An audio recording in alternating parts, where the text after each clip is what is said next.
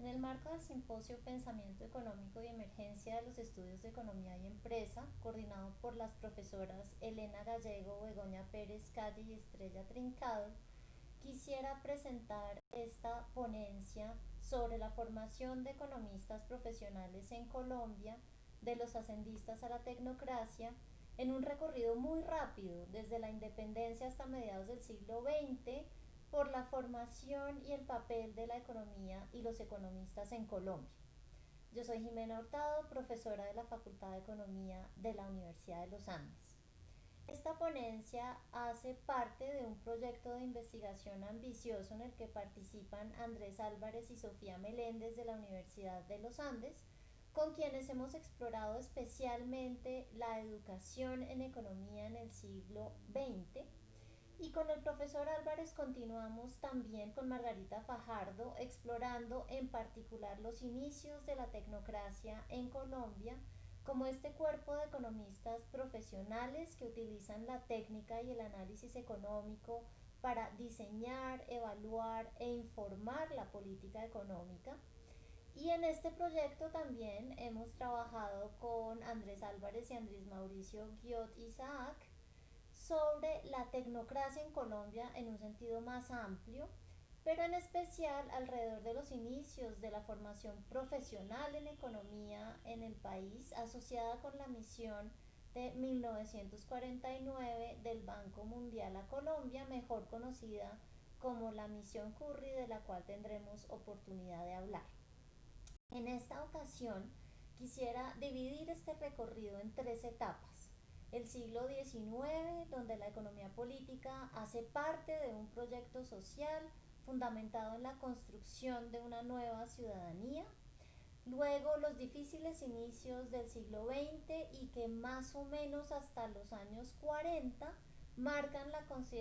consolidación de los hacendistas, que son estos abogados administradores de la hacienda pública. Y para terminar, los 30 años entre 1940 y 1970, que marcan la emergencia y el afianzamiento de la tecnocracia en las esferas del gobierno ejecutivo central.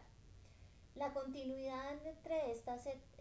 etapas es, mi hipótesis, la marca la caracterización de la economía y de su uso como parte de un proyecto social más amplio en el que participan personajes que conocen y practican la economía, pero especialmente de manera práctica. La formación en economía en Colombia no se puede separar de la práctica política y más concretamente de la formulación de las políticas públicas. En este sentido, en las tres etapas vamos a encontrar personajes, por lo general políticos, hombres de Estado y periodistas a la vez, y sí, en su mayoría hombres, quienes en muchas ocasiones, especialmente en el siglo XIX y después de los años 40 del siglo XX, son catedráticos de economía política y buscan soluciones a demandas sociales, a problemas prácticos, concretos y urgentes, para lo cual recurren a la teoría económica y a sus herramientas sin necesariamente afiliarse a una corriente de pensamiento específica.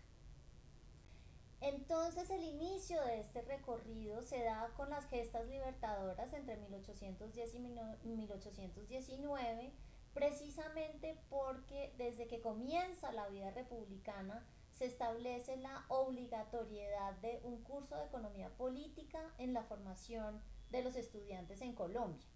La economía política juega entonces un papel central en la construcción de la nueva república como parte de la educación cívica. En esta construcción de una nueva ciudadanía, efectivamente lo más importante es esta educación cívica para lograr una ciudadanía racional e ilustrada, para lo cual se requiere educación pública entendida como esta educación cívica que forma ciudadanos ilustrados, capaces de comprender que su interés propio, bien entendido, requiere del avance del bien común y que está asociado de manera directa con la paz y la prosperidad que se logran con la inserción en el mercado mundial y la división internacional del trabajo. Por esto es que se instituye la Cátedra de Economía Política desde 1825, pues se considera que esta ciencia, y es considerada una ciencia, permite entender cómo el mercado logra coordinar intereses, produciendo el mayor beneficio posible para la comunidad, para la nación, respetando la libertad individual. Se concibe entonces a la economía política como educación para la libertad, íntimamente ligada con la vida política de la nación, pues avanza el proyecto nacional de construir una república comercialmente activa donde la movilidad social es posible gracias al emprendimiento y a la industria. Con este propósito, las autoridades educativas establecen textos obligatorios para la formación, entre los que se cuentan los textos de Jeremy Bentham, Jean-Baptiste Say y Antoine-Louis Claude de Stuart de Tracy. Aunque podría parecer una combinación poco probable hoy en día, en realidad no lo es, pues conecta el mecanismo de coordinación social del mercado de Stuart de Tracy con la prosperidad asociada con el libre mercado e independiente de los designios políticos de C, con una moral racional que permite la formulación de leyes positivas favorables al mercado, como es la del utilitarismo clásico de Bentham. Esta combinación entre sensualismo o sensacionismo de los inicios del liberalismo francés, que alimenta la ideología con el utilitarismo inglés, se presenta como la formación necesaria para lograr esta nueva ciudadanía capaz de transformar su entorno y romper con la herencia española sin, por lo tanto, desconocer su tradición católica, pues ahora la religión se puede entender a través de estos mismos principios racionales positivos. Esta es la combinación que se utiliza en la cátedra obligatoria de economía política inaugurada por Francisco Soto y que continúa con Ezequiel Rojas, el reconocido profesor de la generación que llegará al poder durante el Olimpo radical en la década de los 60 del siglo XIX. Todos estos personajes que ustedes ven acá son periodistas, educadores, políticos, funcionarios públicos de alto rango que utilizan el mismo programa de estudios para la Cátedra de Economía Política en diferentes regiones del país, y posteriormente esa cátedra se llamaría Economía Social, siguiendo el cambio también en el título utilizado por C para eliminar el componente político que es altamente conflictivo en esta naciente república. A pesar de los continuos ataques desde el conservatismo y desde la Iglesia Católica por promover una filosofía considerada materialista, este programa de estudios se sigue utilizando durante buena parte del siglo XIX. Faltan aquí Aníbal Galindo, a quienes algunos han llamado el economista del siglo XIX por su profundo conocimiento en banca y su participación activa en la política económica, así como Miguel Samper. Tanto Galindo como Samper fueron secretarios de Hacienda durante el gobierno de Rafael Núñez, del que ya hablaremos. El primer gran debate público sobre la enseñanza se conoció como la querella bentamista entre 1820 y 1836, ampliamente documentada en la literatura, que fue protagonizada esta querella, entre otros, por Vicente Azuero. Sobre la obligatoriedad de los textos de Bentham era el problema. El segundo debate público es el que encuentran acá, que se trata con la cuestión de textos en 1870, especialmente por el uso de la ideología de Stuart de Tracy. Al final de esta cuestión se promulgó la libertad de cada profesor de elegir los textos de instrucción. Y aquí aparece Miguel Antonio Caro, que será fundamental, también presidente de la República, pero será fundamental en la siguiente etapa que estamos presentando. Entonces tenemos este cambio del liberalismo radical entre 1863 y 1880 a la regeneración entre 1880 y 1900. Aquí hay un primer corte en el siglo XIX que da un cambio importante de este liberalismo a una propuesta bastante más conservadora y religiosa.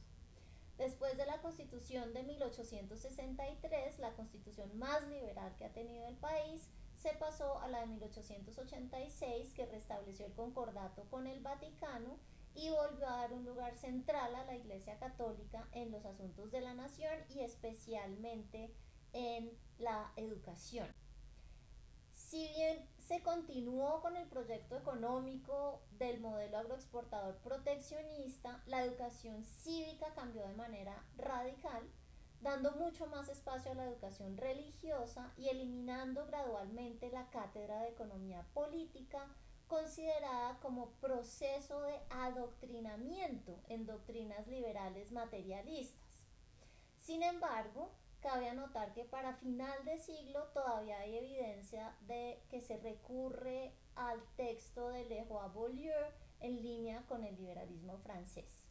En este momento de la regeneración hay una fusión de los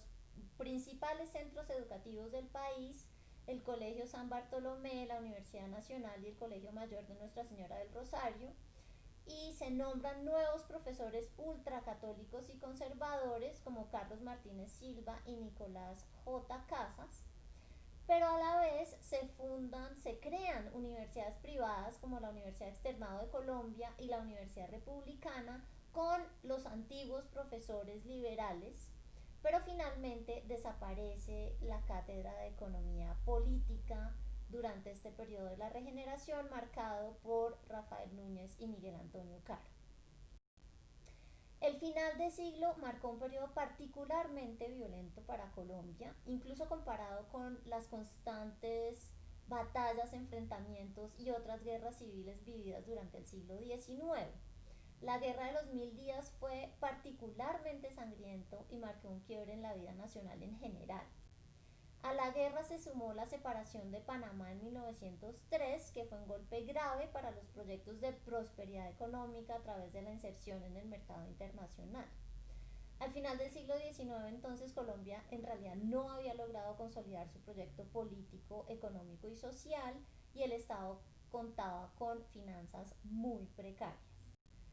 Es así como comienza el siglo XX, cuyos inicios estarán marcados por una mayoría de gobiernos conservadores, con la educación en buena medida en manos de la Iglesia.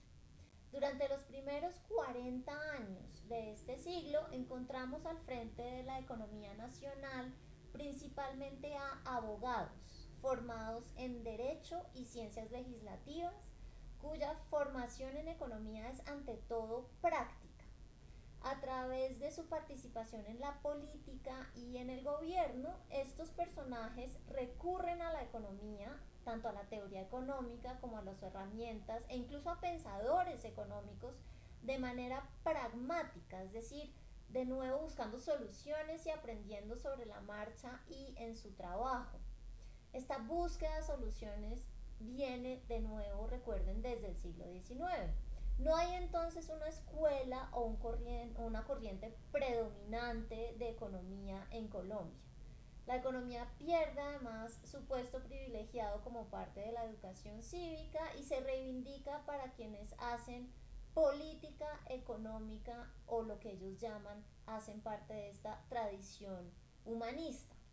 El máximo exponente de esta tradición es Esteban Jaramillo, abogado de la Universidad de Antioquia, con estudios en economía en el exterior. Esteban Jaramillo participó en la misión Kemmerer, que en 1922-23 es la misión que llega a Colombia para lograr la modernización de las finanzas públicas y que llevó a la creación de la Contraloría General, la Superintendencia Bancaria y el Banco de la República, es decir, las bases de la institucionalidad financiera en el país. Esteban Jaramillo ocupó varios ministerios y fue ministro de Hacienda en 2 ocasiones, pero además, y esto es lo que marca esta tradición humanista, fue miembro de la Academia de la Lengua. En esta cita que ustedes ven acá se encuentra precisamente esa reivindicación de esta tradición precisamente opuesta a esta acusación de materialismo que se le había hecho a los estudios de economía política y a la cátedra de economía política específicamente en el siglo XIX. Se me han formulado cargos gravísimos que espero desvanecer en el futuro. Aquí estamos hablando de un momento de un debate en el Congreso de la República. Por lo tanto, por lo pronto, debo protestar contra uno de ellos. Se me ha llamado materialista. Eso sí, no, señor presidente. Materialista yo, que tengo como lectura predilecta a los clásicos castellanos. Materialista yo, que recito versos de Darío y que muchas veces he llevado en el bolsillo de la americana como si fuera un crimen una novela de Balzac. Máximo representante de la tradición de los hacendistas, Esteban Jaramillo.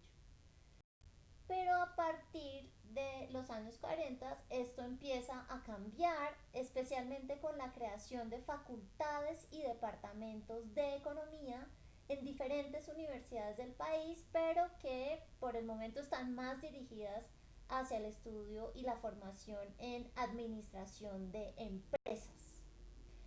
Con la primera misión del Banco Mundial, en ese momento Banco de Reconstrucción y Fomento, en 1949, mejor conocida como la misión Curry por su director Lachlan Curry, se hizo evidente entonces la necesidad de contar con economistas profesionales entrenados en la teoría y la técnica económica,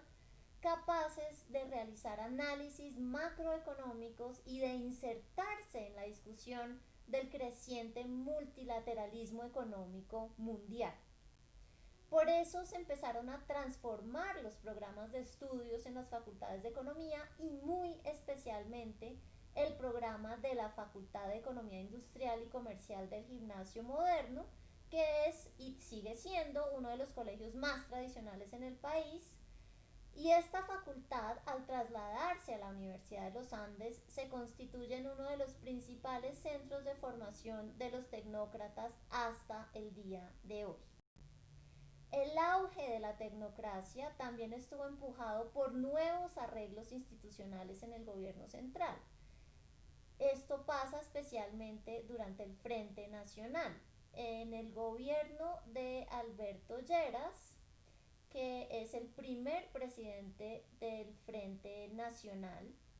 Esto es en 1958-62, se formula el primer plan decenal que, si bien nunca fue aplicado, fue un ejercicio de planificación centralizada del desarrollo,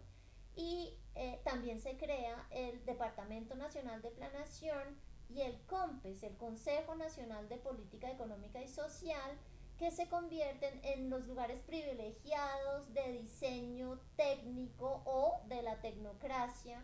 en Colombia, especialmente con el soporte decidido de Carlos Lleras Restrepo, presidente entre 1966 y 1970 y abogado, pero quien había sido ministro de Hacienda entre 1938 y 1941 y también entre 1943 y 44, pero que también había sido Contralor General de la República, muy cercano a varios pensadores económicos internacionales de talla. En fin, esta larga tradición que les he contado rápidamente nos hace llegar entonces a este final, que si bien conoce diferentes tradiciones,